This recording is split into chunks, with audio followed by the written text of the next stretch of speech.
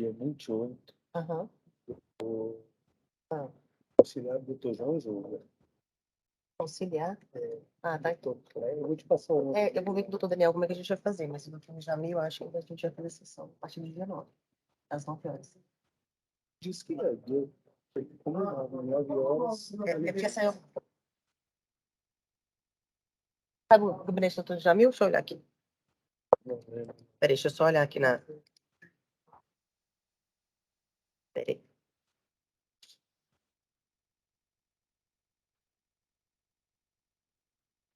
Sentimentos. Contatos. Gabinete. Jamil. 5512. 5512. Está bufado.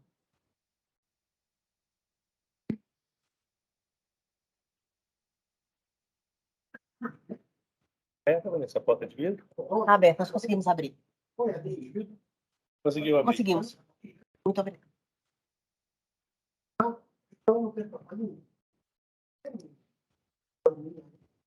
Vanessa. Oi. Aí deixa eu te falar lá.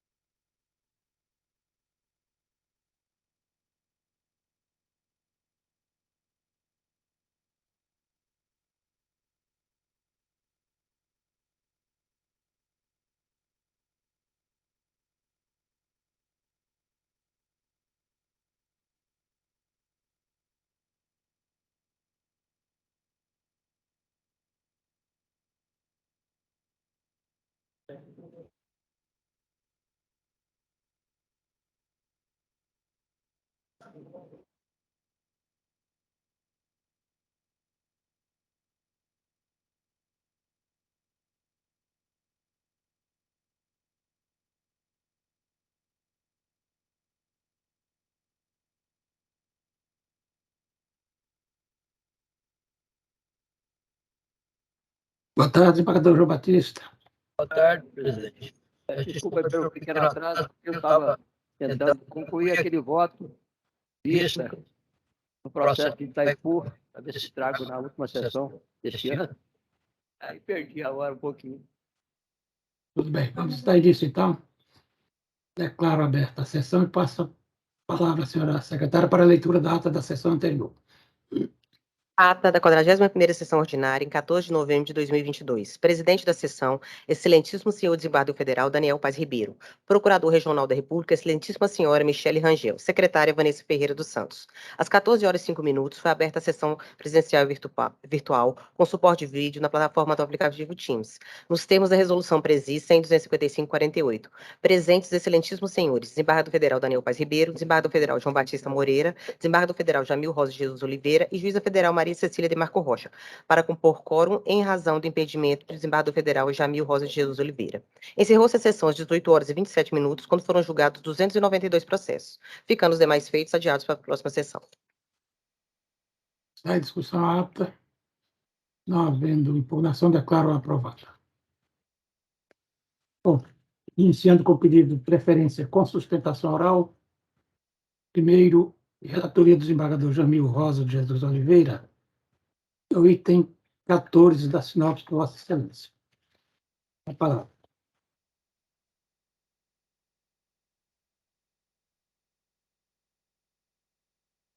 Apelação civil 101.00232/57/2024/013500, em que figura como apelante Ana Paula Sampaio Ferreira Santos e como apelada a Sociedade Goiana de Cultura, mantenedora da Universidade Católica de Goiás.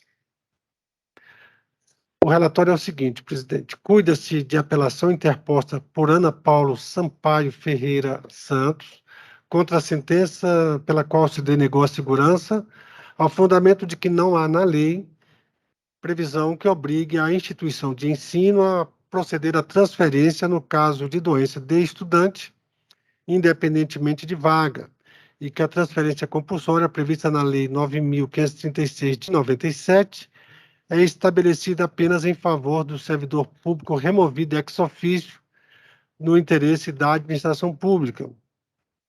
A apelante alega que a norma que regulamenta a transferência externa, sem que haja a existência de vagas, a Lei 9.536, não previu os casos de saúde ou doença, e saúde/doença, e esta lacuna não pode ser impedimento para o discente, que busca continuar o tratamento de saúde de seu filho menor, impedimento, portanto, para que finalize o curso de medicina. Sustenta que há evidente antinomia entre a norma regulamentadora e as garantias constitucionais, que deve ser solucionada com a utilização da analogia, dos costumes, dos princípios gerais de direito e da doutrina. Ainda afirma que faz jus à transferência ex officio, em nome do princípio da isonomia e da razoabilidade. Foram apresentadas contrarrazões E o Ministério Público Federal, com assento neste tribunal, manifestou-se pelo desprovimento do recurso de apelação. E este é, presidente, em síntese, o relatório. Tem a palavra o advogado da apelante, doutor Lucas Machado, é isso? Prazo regimental. Perfeito, excelência. Boa tarde a todos, boa tarde a toda essa turma julgadora, a pessoa do desembargador federal relator. Trata-se aqui, excelências, de uma apelação civil, conforme o relatório da Vossa Excelência de relatoria, interposta por Ana Paula Sampaio Ferreira Santos contra a sentença proferida pelo juiz Acor, que denegou a segurança impetrada, mandado de segurança impetrado pela recorrente em desfavor da Sociedade Goiana de Cultura e de seu então reitor como autoridade coatora. Excelências, extrai-se aqui dessa decisão que a segurança foi denegada com base na impossibilidade legal de transferência da matrícula da hora impetrante e também recorrente, seu curso de medicina no Centro Universitário São Lucas, localizado na cidade de Porto Velho, na Rondônia, para a Pontifícia Universidade Católica de Goiás, situada aqui nesta capital, na cidade de Goiânia. Inconformado com o comando da sentença, a apelante interpõe este recurso de apelação visando a reversão da situação de fato. Por quê? Porque as razões recursais apontam, em suma, que a recorrente possui um filho menor, um filho ainda incapaz, Stefano Rodrigo Magalhães Filho, que é portador de duas doenças graves e raras, que é a braquicefalia e plagiocefalia, que são doenças que têm tratamento restrito apenas em 3 capitais deste país, sendo Brasília uma dessas capitais. E a razão que a recorrente pretende situar-se e agora estudar aqui na instituição de ensino localizada na capital do estado de Goiás é porque a capital, Goiânia, possui uma proximidade territorial com a cidade de Brasília, propiciando, inclusive, a realização desse tratamento de saúde do seu filho e propiciando a melhora do seu estado de saúde e também a continuidade dos estudos da recorrente aqui na cidade de Goiânia. Em que pese não haver essa previsão legal na legislação que regulamenta a transferência, há ainda uma similaridade da grade curricular de ambos os cursos, o que permitiria essa transferência, né? E a apelante está com a sua matrícula atualmente trancada na instituição de ensino originária, até que resolva essa pendência para que ela possa transferir definitivamente para a cidade de Goiânia, para a Pontifícia Universidade Católica, e dar prosseguimento aos seus estudos, concluir o curso de medicina e, ao mesmo tempo, propiciar todo o acompanhamento e o tratamento de saúde do seu filho na cidade de Brasília. É preciso lembrar que Brasília está a uma distância de 200 quilômetros de Goiânia, o que permitiria com que ela fosse, por exemplo, toda semana, se preciso for, à cidade de Brasília dar prosseguimento a esse tratamento de saúde do seu filho. Então, nós temos aqui uma legislação que regulamenta casos restritos, que não regulamenta casos que já estão previstos na jurisprudência deste tribunal, jurisprudência do Superior Tribunal de Justiça, e que estão acostadas, inclusive, no próprio recurso de apelação e também em várias outras manifestações que estão a conhecimento de Vossas Excelências. Nós temos aqui um confronto da legislação com a jurisprudência e também com as demais fontes do direito. Nós sabemos que existe uma verdadeira antinomia entre a norma regulamentadora e os direitos fundamentais. Por quê? Porque enquanto a norma regulamentadora, a Lei 9.536 de 97, carece de uma melhor regulamentação, carece de uma melhor ampliação do seu alcance, nós temos ceifados direitos fundamentais relacionados à saúde, direitos fundamentais relacionados à educação, direitos fundamentais relacionados à unidade familiar e o próprio crescimento, a própria educação do menor aqui envolvido nessa situação, né? Então, o que nós temos aqui é a possibilidade de uma integração da norma regulamentadora, por meio dos princípios gerais de direito, por meio de analogia e por meio do critério hierárquico. Portanto, nós temos a possibilidade de dar primazia aos princípios constitucionais que estão previstos na Constituição Federal e outras legislações expressas, em detrimento de uma única norma que restringe o alcance do direito, que não permite com que a estudante possa dar prosseguimento aos seus estudos, concluir o curso de bacharelado em medicina e, ao mesmo tempo, dar o tratamento de saúde e a possibilidade de recuperação do estado de saúde do seu filho. Importa frisar ainda, excelências, que essa medida, o deferimento, a determinação dessa transferência, não vai implicar em prejuízo algum para a instituição. Até porque a apelante está se comprometendo a suportar todo o custo acadêmico, como pagamento de taxas, mensalidades devidas, né? Não vai produzir nenhum ônus à Pontifícia Universidade Católica que possa causar algum dano, algum problema na instituição de ensino, pesquisa e extensão, né? E toda essa condição já está prevista com idêntico tema na jurisprudência deste Tribunal Regional Federal da Primeira Região, que eu faço alusão aqui a julgados de relatoria do desembargador Girair Aran Megueriano, do ano de 2017, dessa mesma turma, dos julgados de relatoria do desembargador Neviton Guedes, dos julgados de relatoria do desembargador Girair, novamente, do desembargador, todos os desembargadores Girair, que estão todos sufragados por essa turma e também por esse tribunal. Dessa forma, excelências, há esse confronto legislativo, há essa possibilidade de integração da norma e devem ser rechaçadas as alegações previstas nas contrarrazões, reconhecendo, por conseguinte, o grave equívoco presente na sentença hostilizada, havendo a sua reforma, que seja o deferimento do pedido, o provimento do recurso para determinar a transferência da matrícula da apelante no curso de bacharelado em medicina do Centro Universitário São Lucas, em Porto Velho, para a Pontifícia Universidade Católica, para que a apelante Ana Paula Sampaio Ferreira Santos possa dar continuidade aos seus estudos e também ao tratamento do seu filho. A nossa sustentação, pugnando pelo conhecimento e o decorrente provimento do impulso recursal. Muito obrigado. Na palavra, eminente relator. Obrigado, presidente. O voto é o seguinte.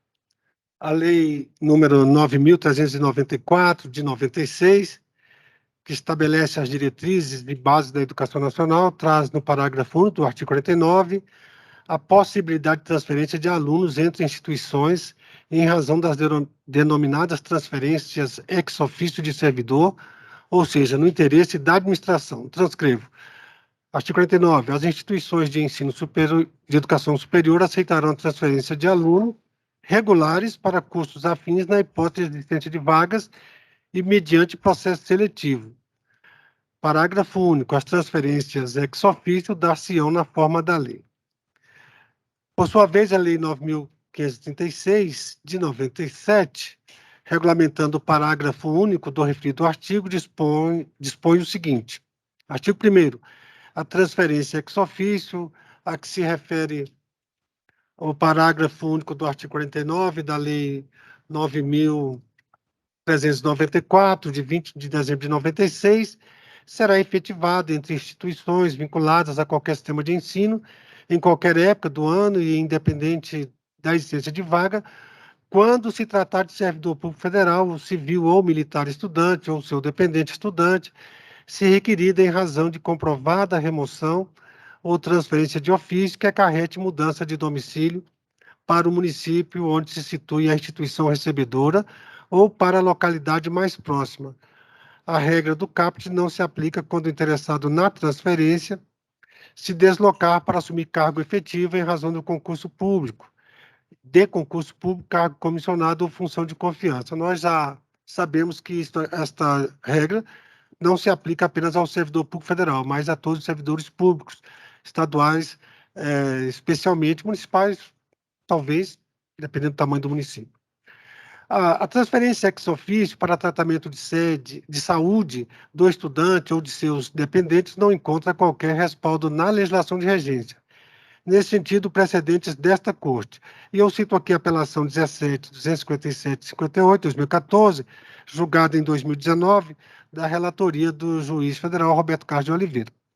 A legislação que cuida da transferência obrigatória de estudantes não contempla a hipótese de tratamento de saúde, inviabilidade de superação da ausência normativa, no caso, pois o transcurso do tempo sem que a parte tivesse obtido qualquer medida judicial em caráter precário, não se verifica a situação de fato consolidada. Bem, o que importa aqui é que faz a assertiva de que não há previsão legal para isso. Cito aqui também na apelação em mandado de segurança 100/81/84, julgado agora em julho deste ano, da relatoria do desembargador Daniel Paes Ribeiro.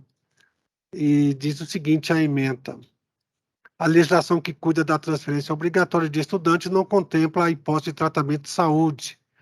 Lei 9.536, de 97, artigo 1º. 2. Inviabilidade de superação da ausência normativa, no caso. Aí também não tem...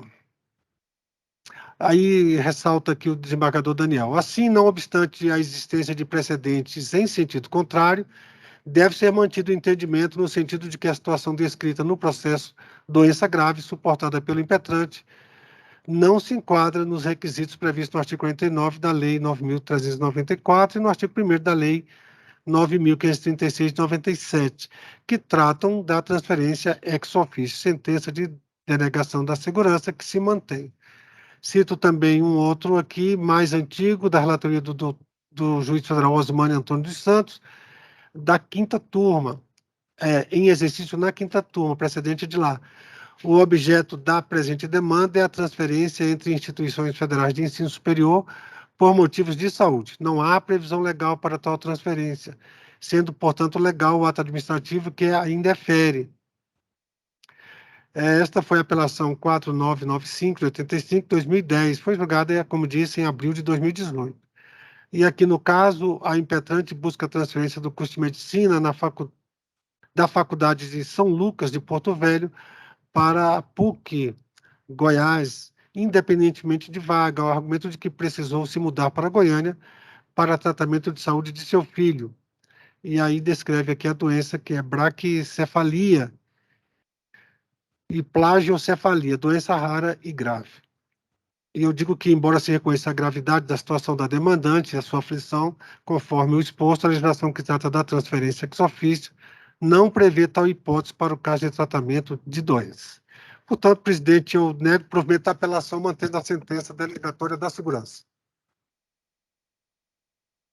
Eu acompanho o relator. Como vota o desembargador João Batista Moreira? Também acompanho o relator, senhor presidente. Como resultado, a turma, à unanimidade, negou provimento à apelação nos termos do voto do relator. Próximo pedido de relatoria do desembargador João Batista, item 65 da sinopse de Vossa Excelência. Tem a palavra.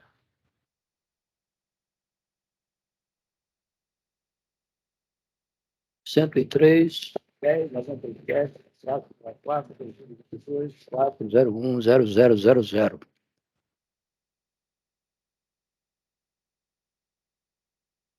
Gravante aqui, parece que o processo é sigiloso, só está as iniciais, né, que eu não vou mencionar, e agravada a União Federal. Trata-se de agravo de instrumento com pedido de antecipação da tutela recursal, interposto por fulano de tal, de decisão em que foi indeferido o pedido de tutela de urgência com vistas ao imediato fornecimento do medicamento de alto custo Zolgensma para tratamento de atrofia muscular espinhal, tipo 1, doença genética degenerativa do sistema nervoso central. Fundamento da decisão agravada. O Tribunal Regional Federal da Primeira Região vem impondo à União a obrigação de fornecer o medicamento necessário ao doente desde que, primeiro, seja imprescindível. 2, não haja outras opções eficazes no SUS. 3, a atual situação clínica do paciente e o grau de evolução da doença justifiquem seu fornecimento. o enfermo seja hipossuficiente. Ao analisar o caso concreto, é possível aferir, segundo o laudo pericial, que a parte autora tem diagnóstico de atrofia muscular espinhal tipo 1. O autor vem recebendo tratamento com o medicamento Spinraza, incorporado ao SUS, tendo evoluído com melhoria do padrão respiratório e da oferta de alimentos, não sendo observada melhora da função motora dos membros e da sustentação da cabeça e tronco. Tratamento com a medicação requerida não é imprescindível, pois há disponível no mercado 3 tipos de medicamentos recomendados para o tratamento da atrofia muscular espinhal, conhecidos como terapia de modificação da doença com eficácia semelhante. Não há estudos científicos estatisticamente relevantes que comprovem objetivamente a superioridade terapêutica do medicamento pleiteado em relação ao disponibilizado pelo SUS. Não há elementos que confirmem o melhor custo-benefício do uso do Zolgensma para a atrofia muscular espinhal, por ausência de documento técnico elaborado pelo CONITEC. Na espécie, tendo em conta que o postulante já utiliza a terapia ofertada pelo SUS para tratamento da AME tipo 1, com o Spinraza, do qual não restou comprovada a ineficácia, tenho que o tratamento vindicado carece de efetividade e de imprescindibilidade para o quadro de saúde atual da postulante.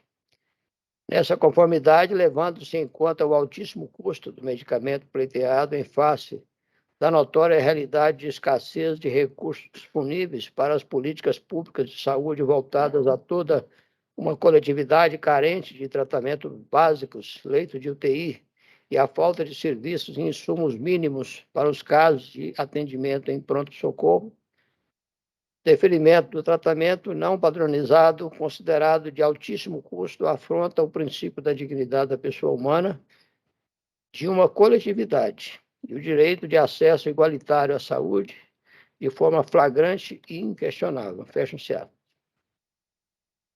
Alegação do agravante, dizendo que aqui eu deixo mais a cargo do doce advogado, que vai fazer a sustentação oral, advogado ou advogada, não. A doutora Priscila Mourão, que está registrada aqui, né? Doutor Jonatas Viana, o ABDF, não sei. Boa tarde, excelência. Doutor Jonatas, né? Isso, estou substituindo a doutora Priscila hoje.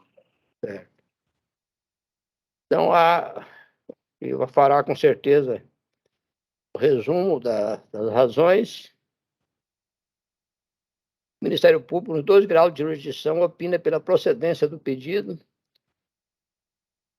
A União ainda não foi intimada para apresentar resposta ao agravo de instrumento. A ação principal conclusa para a sentença é o relatório. A palavra então ao advogado do agravante, doutor Jonatas Viana, é isso? Boa tarde, Prazer. excelência. Alimentou. Perfeito, excelência, obrigado. Boa tarde, excelência. Boa tarde aos colegas advogados serventórios da Justiça, meus cumprimentos. Excelentíssimo desembargadores, conforme muito bem disposto no relatório, o agravante ele é menor em púber, atualmente está com 1 ano e 4 meses de vida. Após a realização de exames laboratoriais, o agravante ele foi diagnosticado com atrofia muscular AME tipo 1, uma doença genética rara neuromuscular causada por um distúrbio neurogenético em decorrência da perda ou mutação do gene do neurônio motor 1 de sobrevivência chamado SMN1. Após o triste diagnóstico da doença, o agravante ele foi internado devido à progressão da doença e ao passar por uma nova avaliação médica com 4 especialistas da mesma especialidade, todos elaboraram laudo médico com extremo cuidado, indicando tratamento avançado e significativo com medicamentos Zolgensma, que garantirá ao agravante uma vida produtiva, normal ou pelo menos o mais próximo possível do normal. Para conhecimento de todos, o Zolgensma é o medicamento mais caro do mundo, feito em dose única, endovenosa, pois corrige a alteração genética. A partir de então, o SMN1 inserido garante a produção da proteína SMN em quantidade suficiente de forma a manter a sobrevida dos neurônios motores. Contudo, com a devida vênia, surpreendentemente, após a prova pericial ser acostada nos autos, e mesmo assim os 4 relatórios também acostados aos autos, fora negado o direito da criança de receber o medicamento Zolgensma. Excelências, compulsando o laudo pericial, verifica-se que a perita concluiu que a parte respiratória do autor é extremamente frágil ao dizer que, abre aspas, do desenvolvimento neuropsicomotor. Permanece todo o tempo deitado, não movimentou os membros inferiores e pouco movimento das mãos, não sustenta a cabeça e não fala. Ao final da perícia, o periciado iniciou quadro sugestivo de acúmulo de secreção em via respiratória, sendo conduzida a equipe multiassistencial que aguardava na recepção com a proposta de aspiração pela traqueostomia. Fecha aspas. Nisso, a médica perita ainda fez uma conclusão sobre a realidade da criança. Abre aspas para a pergunta e para a resposta que fora feita pela perita. O Zolgensma pode reduzir a necessidade de ventilação permanente para respirar? De mais a mais, ressalta-se que a médica concluiu que o autor ele preenche os requisitos para receber o medicamento e, somando a isso, suscitou que, ao ter acesso ao medicamento pleiteado, o autor terá os seguintes avanços, abre aspas, também para a pergunta e para a resposta que fora feita pela perita. Quais são os alvos terapêuticos esperados com o tratamento proposto pelo médico prescritor? A perita responde. A eficácia esperada é quanto à melhora da força muscular e diminuição da necessidade de suporte ventilatório, em média, 12 meses após a administração do medicamento, e maior expectativa para sentar sem ajuda, alimentar-se por via oral, rolar e andar independentemente, uma coisa que o agravante não tem nenhum tipo de função motora neste exato momento. Ou seja, Excelência, é um grande avanço. Pois bem, é evidente o direito do agravante imposto no laudo pericial e é cruel privar uma criança que já lida com uma doença degenerativa de ter acesso a esses avanços significativos para gozar da dignidade da pessoa humana, que é um direito garantido pela Constituição Federal. Ainda, compulsando o laudo pericial do médico assistente, que também foram juntados nos autos, nota-se que ele corrobora o da médica perita ao suscitar que, abre aspas, os estudos realizados até o momento com o Zolgensma demonstram que uma aplicação única do produto pode melhorar a sobrevivência dos pacientes, reduzir a necessidade de ventilação permanente para respirar e alcançar marcos de desenvolvimento motor jamais alcançados. Posteriormente, o médico especialista elencou diversos estudos que demonstram a eficácia do medicamento e, por fim, concluiu que o agravante preenche os requisitos para receber o medicamento e fundamentou nos seguintes moldes, abre aspas, portanto, podemos afirmar que o Henry poderá se beneficiar desta nova e transformadora opção terapêutica para pacientes com AMI tipo 1. Ocorre uma verdadeira mudança da história natural da doença nos pacientes tratados, como bem mostram os diversos estudos já realizados. Fecha aspas.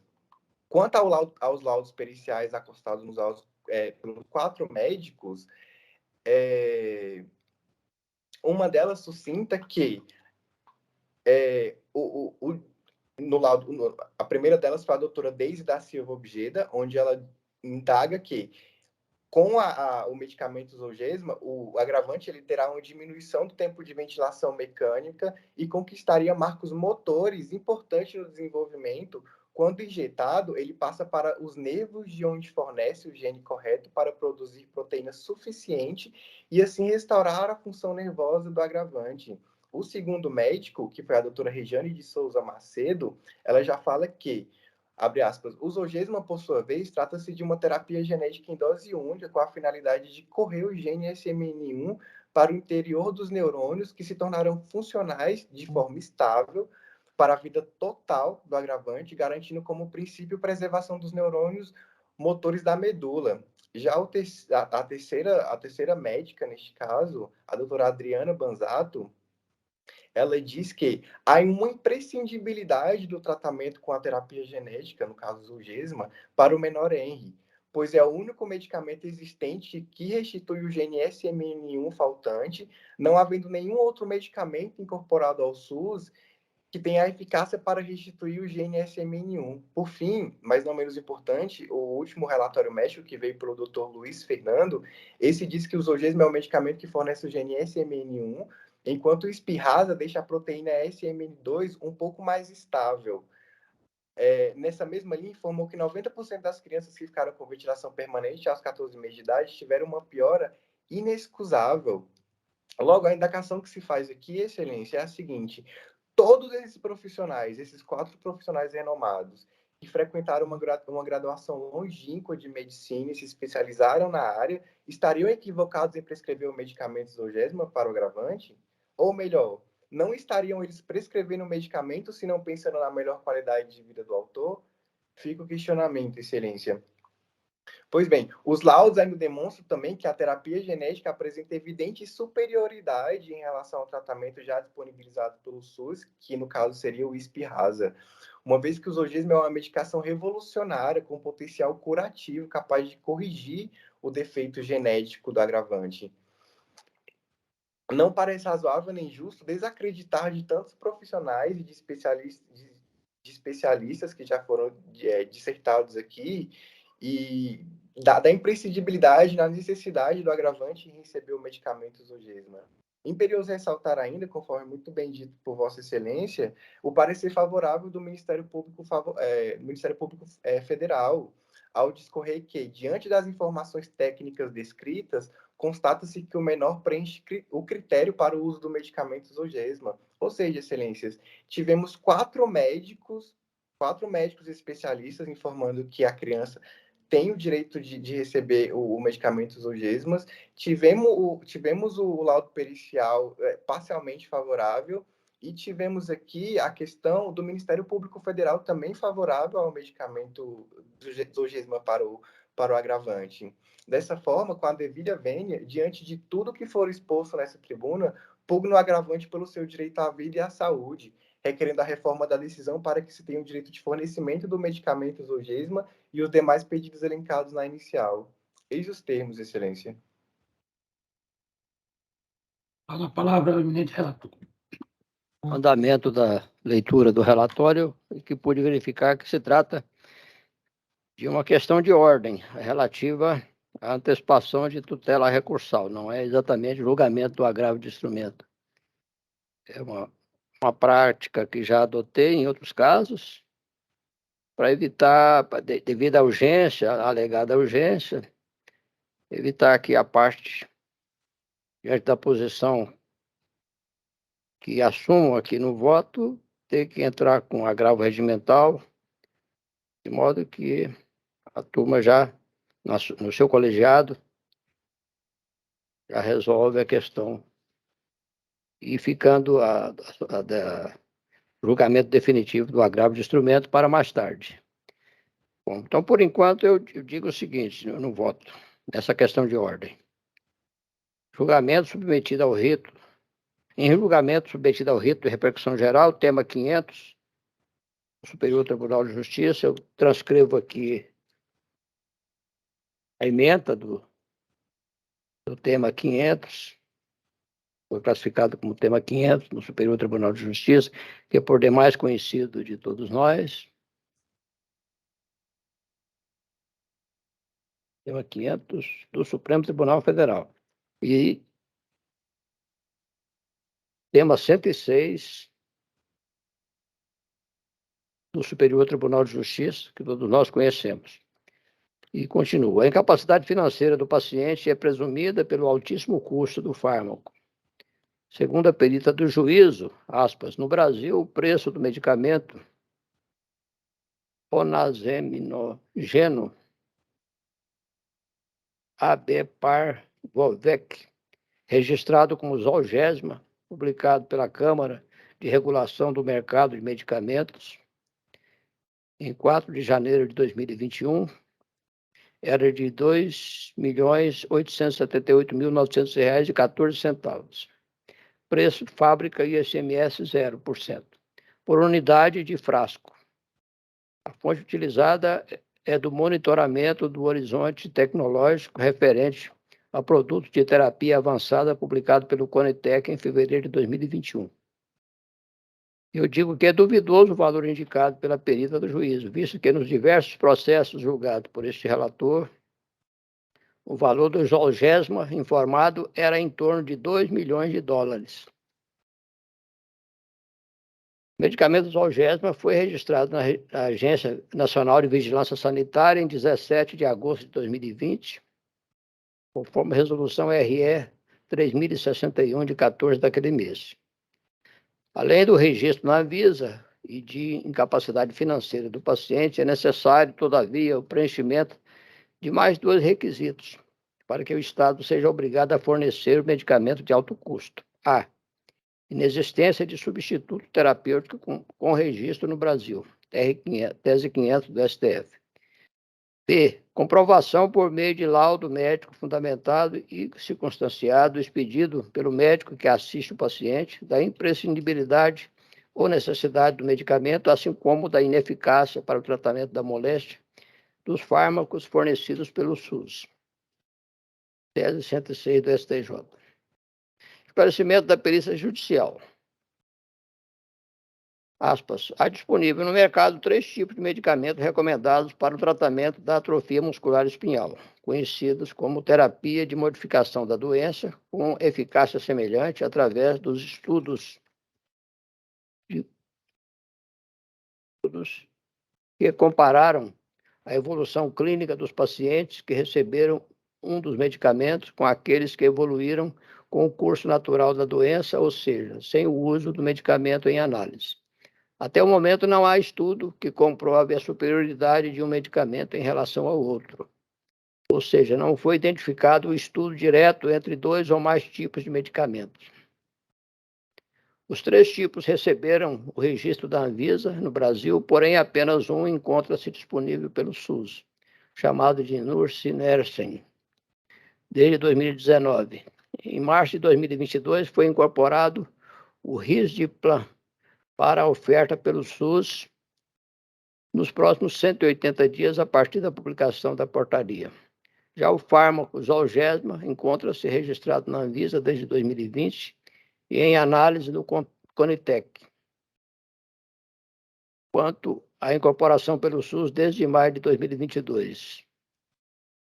Inicialmente, o medicamento Zolgensma está, pelo que está dito aqui, não tem vírgula não, mas parece que ele está no Conitec desde maio de 2022, sendo examinada a questão da possibilidade de incorporação pelo SUS.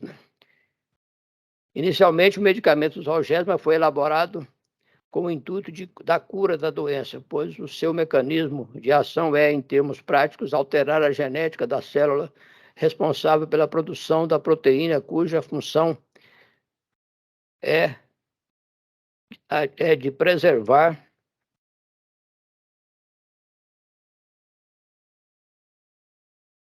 uma caneta aqui, por favor. Caneta. A correção.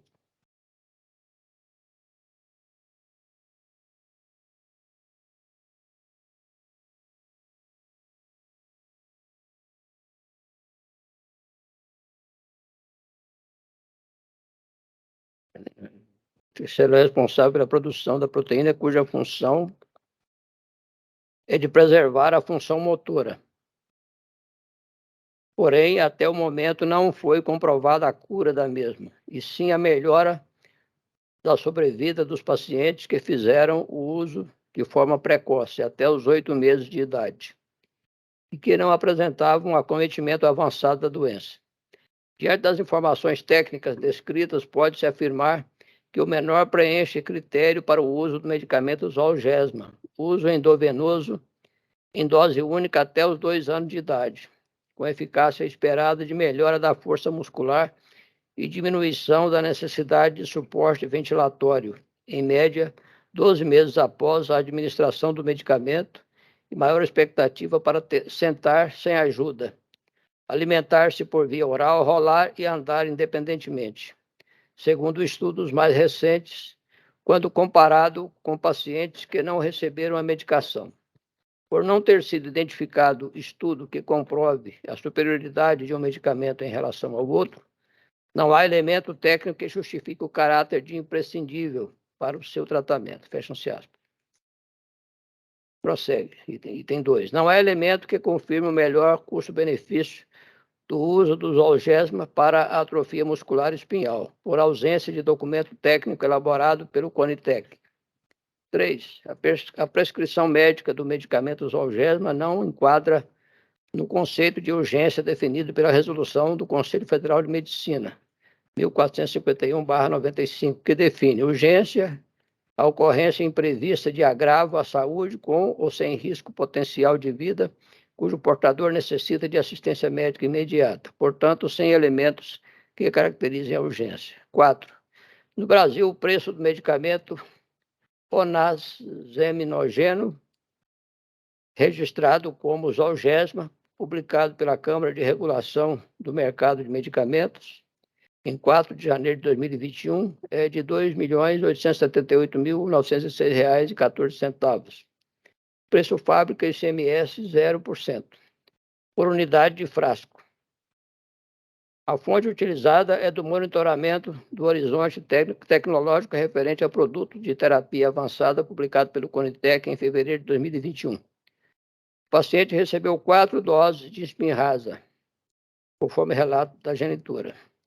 O agravante preenche critério para o uso do medicamento Zolgensma. O uso endovenoso em dose única até os 2 anos de idade, com eficácia esperada de melhora da força muscular e diminuição da necessidade de suporte ventilatório, em média 12 meses após a administração do medicamento, e maior expectativa para sentar sem ajuda. Alimentar-se por via oral, rolar e andar independentemente, segundo publicação médica recente. Fecham-se aspas. Eu prossigo. A perita concluiu que, aspas, o menor portador de atrofia muscular espinhal tipo 1 apresenta critério técnico para o uso do medicamento Zolgensma desde 27 de janeiro de 2022. Folhas 492 e 493 da rolagem única dos autos principais. Embora conclua que o agravante preenche critério para o uso do medicamento Zolgensma, a perita não indica francamente a substituição do Spinraza pelo Zolgensma. Ao contrário, afirma que não há elemento que confirme o melhor custo-benefício do uso do Zolgensma. Acrescenta que, aspas, por não ter sido identificado estudo que comprove a superioridade de um medicamento em relação ao outro, não há elemento técnico que justifique o caráter de imprescindível para o seu tratamento. Fecham-se aspas. Eu prossigo. Não está demonstrado, portanto, a presença dos requisitos elencados em tese de repercussão geral pelo Supremo Tribunal Federal. Inexistência de substituto terapêutico com registro no Brasil, tese 500, e em tese repetitiva do Superior Tribunal de Justiça, comprovação por meio de laudo médico fundamentado e circunstanciado, expedida por médico que assiste o paciente, da imprescindibilidade ou necessidade do medicamento, assim como da ineficácia para o tratamento da moléstia dos fármacos fornecidos pelo SUS, tese 106 do STJ. O Superior Tribunal de Justiça, em pedido de tutela provisória 3641, Pernambuco, o relator ministro Og Fernandes assim decidiu. Transcrevo aqui decisão do ministro Og Fernandes, que a certa altura ele diz: no caso concreto, não houve qualquer demonstração da ineficácia do Spinraza, tampouco certeza da imprescindibilidade e eficácia superior do fármaco Zolgensma, de modo que deve ser privilegiada a realização do tratamento por meio da medicação que já está sendo disponibilizada e administrada. Ele conclui: logo está ausente a probabilidade de êxito do recurso especial, o que inviabiliza o pedido de atribuição de efeito suspensivo. Ele liminarmente indeferiu a petição de tutela provisória de urgência. Eu concluo. Além de tudo, segundo informou a perita, o agravante está respondendo satisfatoriamente ao tratamento com Spinraza, de maneira que não há urgência a justificar o deferimento do pedido de antecipação da tutela recursal tendo em vista ainda a conclusão do processo principal para a sentença. Por isso, eu indefiro o pedido de antecipação de tutela recursal, senhor presidente. É como voto na questão de ordem. Voto, desembargador Jamil Jesus Oliveira. Relator, presidente. Eu também acompanho o relator. Proclamo o resultado da turma à unanimidade em questão de ordem e indeferiu o pedido de antecipação da tutela recursal nos termos do voto do relator. Doutora Vanessa, pela informação que me foi passada, só eram esses dois com sustentação. Há mais algum? Exatamente, excelência, só esses dois. O próximo é só com preferência. Eu não tenho esse número. Pode chamar aí, por favor? Posso. Da sua excelência, doutor Jamil Rosa de Jesus Oliveira, apelação 00-186-43-94-1998-401-3400. É o item 6 da sinopse. 8, desculpa. 8. Senhor presidente, pela ordem, Pois não? eu falo pela União, meu nome é Rogério, sou advogado da União. No e-mail foi solicitada a sustentação oral também. É apelação? Na verdade, é um rejulgamento. Aquela questão de submissão.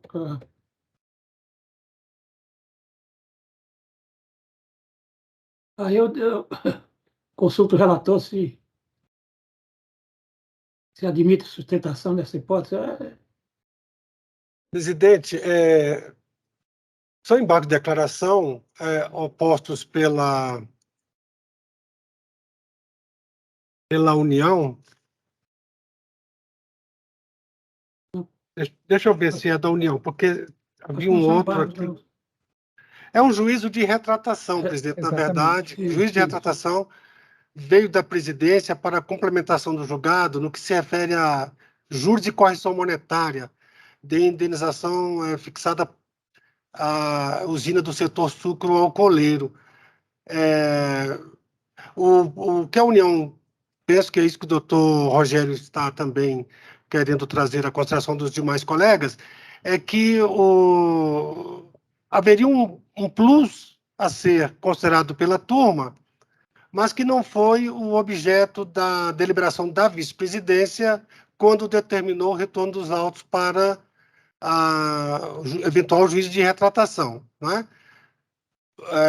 Eu acho, doutor, que não caberia, não cabe, porque nós não vamos rejulgar a apelação, vamos retratar ou não num ponto muito específico, e esse plus a mais eu já adiantaria que não estou tendente a admitir, porque o rejulgamento, ou enfim, essa retratação deve se dar nos limites da decisão da vice-presidência. Determinou o retorno para julgar ponto específico. A turma não deve ampliar isso, porque o que sobejar disso já é objeto do extraordinário ou de um recurso especial, e ao seu tempo, se for o caso, a vice-presidência, se a conclusão do colegiado estiver em desconformidade, determinará o retorno para essa avaliação.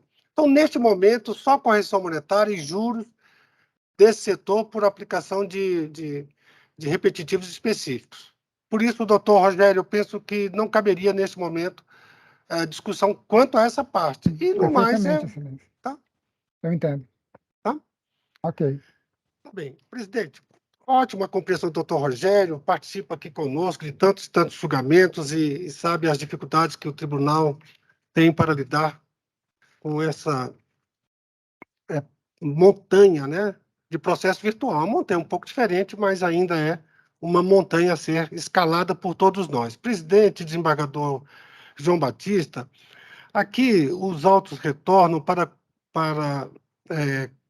da vice-presidência, depois de opostos ali, ou interpostos recurso especial e extraordinário, para a adequação do julgado no que se refere a juros de correção monetária.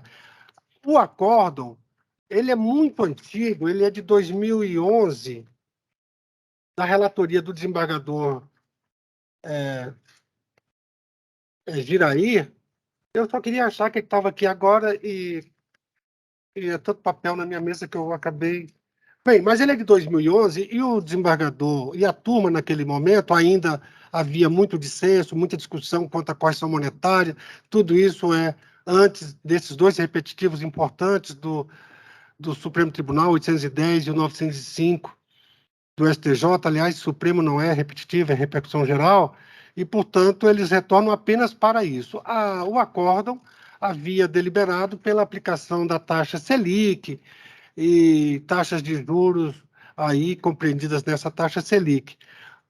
A vice-presidência determina o retorno em face do repetitivo, da repercussão geral tema 810 e do repetitivo 905 do STJ.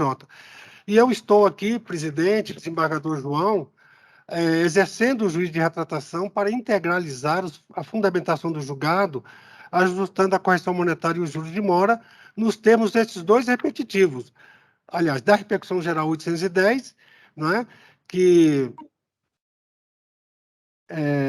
afastou a TR, né? E do repetitivo 905 do Supremo, do STJ, que estabelece ali o INPC, o IPCA, como indexadores nas matérias não tributárias, como é este caso. E então é só nesse ponto, claro, que é o objeto do despacho da vice-presidência, estou procedendo a essa adequação, a essa repercussão geral e a esse repetitivo, para determinar sua aplicação no que se refere a juros e correção monetária.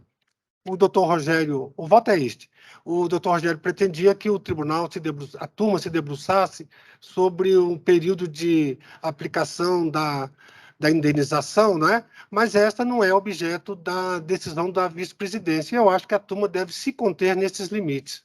E, ao seu tempo, se for o caso, a turma volta a deliberar sobre essa matéria, neste caso, se voltar para esse fim.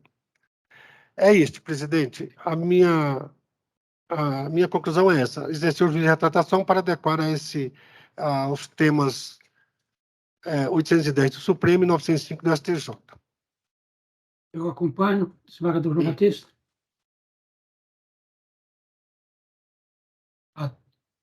O resultado da turma, a unanimidade é exercer o juízo de retratação nos termos do voto do relator. Eu agradeço a Vossas Excelências. Tenham uma ótima tarde e um excelente trabalho. Boa tarde, doutor. Vanessa, mais algum? Já tirei ponto. Áudio. Só tem mais um pedido de preferência, a advogada pediu, mas eu consultei a sinopse aqui, é do desembargador Jamil Rosa de Jesus Oliveira, mas foi retirado por Sua Excelência. Sim, aquele caso da questão indígena, não é? Barra do Brown, né? Energética SA? É porque só está o número do processo, não dá para saber. Não sei. É a apelação 00-74-38630, 2014, 401-3400, retirado por indicação do relator. Muito bem. E não tem mais nada, Excelência.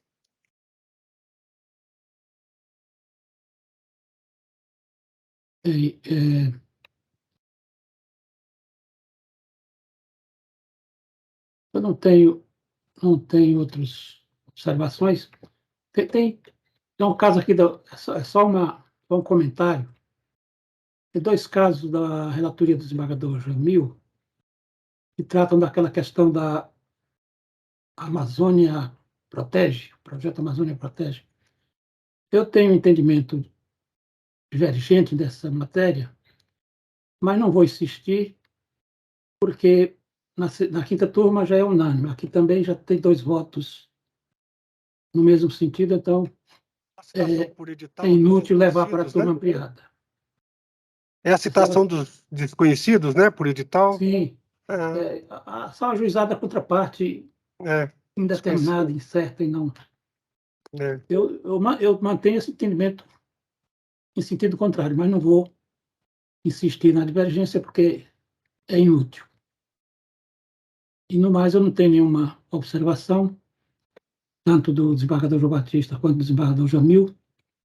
Desembargador João Batista, tem, quanto aos os demais casos, Quanto aos demais casos, sim, eu também, em relação a esses casos classificados como Amazônia Protege pelo Ministério Público Federal, inicialmente acompanhei sem um exame com mais atenção os votos, me parece que da desembargadora Daniele Maranhão, da 5ª turma, que eram contrários ao deferimento de inicial de ação contra réu não identificado. Vossa Excelência agora diz que a 5ª turma está sendo unânime, aceitando, então? a última vez que eu participei de turma ampliada, já foi noticiado que estava unânime, porque quem divergia se retratou, se reformulou seu entendimento. Enfim. Aí veio decisão monocrática do ministro Herman Benjamin, Superior Tribunal de Justiça, e, coincidentemente, na época, eu fui convidado a fazer uma palestra na Escola da Magistratura Federal da Primeira Região. Nessa oportunidade, eu examinei as peculiaridades do direito ambiental e, especificamente nesta questão, cheguei à conclusão que poderíamos também excepcionar o direito processual ambiental, né? Modo a admitir essas ações sem réu identificado, considerando particularmente o caráter de obrigação propter rem da indenização por dano ambiental, de modo que a indenização poderia, no final da ação, ficar estabelecida para aquele dano específico, e quem quer que no futuro venha a ocupar a área estará, então, assumindo essa responsabilidade. Confesso que ainda não examinei em caráter definitivo, né? Eu sei que a assessoria até já reuniu alguns casos para trazer já julgamento, votos relacionados com sentenças em que os juízes insistem naquela ideia de que não há possibilidade de ação sem réu identificado. Vou ter que agora me debruçar, então, para poder julgar em caráter definitivo, né, as apelações. Confesso que estou pensando, tentando ainda chegar a uma conclusão mais segura a respeito dessa matéria. Estou imaginando que haverá necessidade, pelo menos, de uma perícia para identificar o local e a extensão desse dano, né? É o mínimo que eu imagino que poderia ser exigido numa ação com essas características. Mas ainda não tenho opinião definitiva a respeito. Agora, vi que o desembargador Jamil, pelo menos quanto à questão do indeferimento da inicial, Vossa Excelência passa a entender, então, que há a possibilidade de deferir a inicial, né? Não sei se Vossa Excelência já tem opinião definitiva quanto... Eu participei dessa turma, de uma das turmas ampliadas, da 5ª turma, em que essa matéria veio à discussão. E isso com fundamento, como Vossa Excelência bem relembrou, desembargador João Batista, no agravo interno na Aresp 1.995, no Aresp 1.995.069 São Paulo, da relatoria do ministro Herman Benjamin. E com base nesse precedente, também já há outro aqui também do ministro Gurgel de Faria, também do ministro Falcão, todos se referindo a esse precedente que é o lead casing lá no STJ, né? E aí eu cito também julgados aqui já da 5ª turma, Só não está aqui referido se foi de turma ampliada. Bem, mas eu participei dessa... Você está trazendo casos já de sentenças finais? Não, Não, ainda não, decisões de iniciais. prosseguimento da ação ainda, para recomeçar, né? Porque o juiz indeferiu. Indeferiu a inicial. Exato. Tem- O juiz julgou extinta, quer dizer, Não tinha e continua não tendo divergência nesse ponto. Inclusive nesse ponto, em relação aos votos do desembargador Jamil, assim como também não tem nenhuma ressalva quanto aos votos do desembargador Daniel, presidente. Desembargador Daniel, eu tenho só uma divergência com o voto de Vossa Excelência, que é um caso aqui de royalty do petróleo, não é? É o último item da sua sinopse, que é o 66. 66. De município que apenas tem aquelas... tá que aqui não vai precisar anotar, não, porque eu tenho o voto escrito e eu vou preferir juntar como está, mas só para aqui estabelecer a minha divergência, né? O município autor, que é o município de Itagi, na Bahia, eu acho que é da Bahia. Isso. É da Bahia, né? Ele tem aquelas válvulas de pressão, né? E no seu território. E essa válvula, em algum tempo, foi considerada como uma estação de embarque e desembarque de gás natural. O STJ tem também um precedente importante do ministro Napoleão Maia, né? E esse precedente de Sua Excelência tem sido citado como assim a âncora mais importante desses casos. E no meu voto, aliás, não é um voto, é uma decisão que eu vou fazer agora o voto, porque é só fazer uma adaptação muito rápida. Eu me refiro aqui a outros precedentes do STJ, posteriores àquele, mas em que o próprio ministro Napoleão Maia, ele retrocede naquele seu entendimento inicial. E ele diz assim, só para mencionar Vossa Excelência, como disse, é uma decisão que eu vou apenas colocar um título de voto e mudar, porque é só essa parte mesmo. Ele diz o seguinte: o caso importante dele é aquele RESP, aí no RESP 1.592.995, né, julgado em 2016. Depois, o Superior Tribunal de Justiça, em voto do ministro Gurgel de Faria, dissentiu do ministro Napoleão, e para entender que aquelas válvulas, né, aquelas estações ali, não são estações de embarque e desembarque. E o próprio ministro Napoleão, ele retrocede nesse entendimento. Isso está no ARESP 512.278, no agravo interno.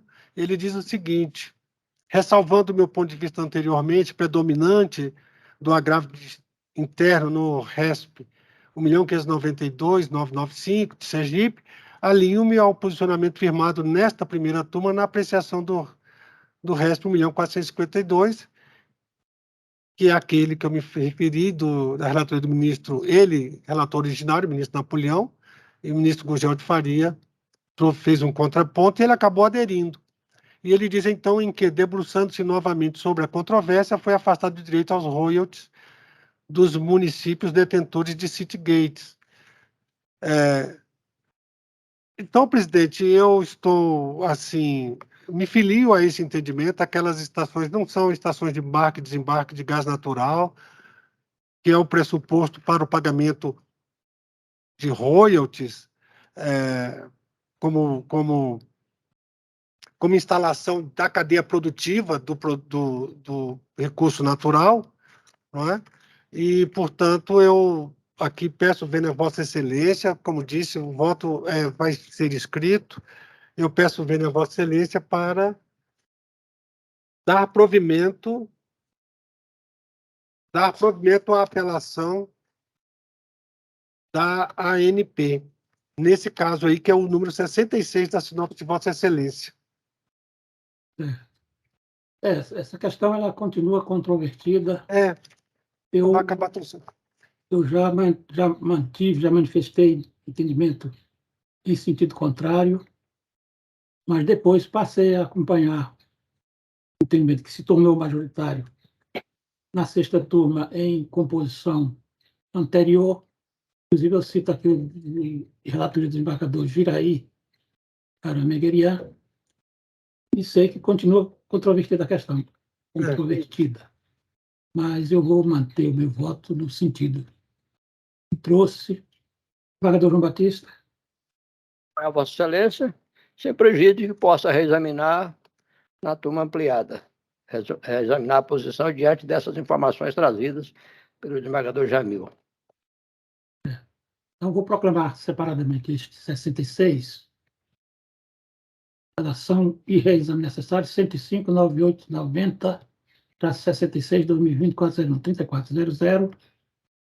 A turma, por maioria, vencido o desembargador federal Jamil Rosa de Jesus Oliveira, negou provimento à apelação e ao reexame necessário, não é sobrando, reexame necessário, nos termos do voto do relator. Em razão do resultado não unânime, o feito prosseguirá em turma ampliada, a forma do artigo 942 do Código de Processo Civil. Presidente, diz aí, para constar na certidão, de que o voto será juntado por mim. Pois não. O desembargador Jamil juntará o voto escrito. Isso. Nos demais, Estou de acordo. então, quanto aos demais, proclamo que a turma, à unanimidade, decidiu nos termos do voto do relator, constantes da sinopse. Temos sinopse do juiz Ailton de Rocha. Eu examinei. Boa tarde, doutor Ailton. Boa tarde, senhor presidente. Boa tarde, desembargador João Batista. Boa tarde, desembargador Jamil. Boa tarde, Vanessa. Eu examinei a sinopse, mas eu consulto Vossa Excelência se tem algum destaque que queira fazer.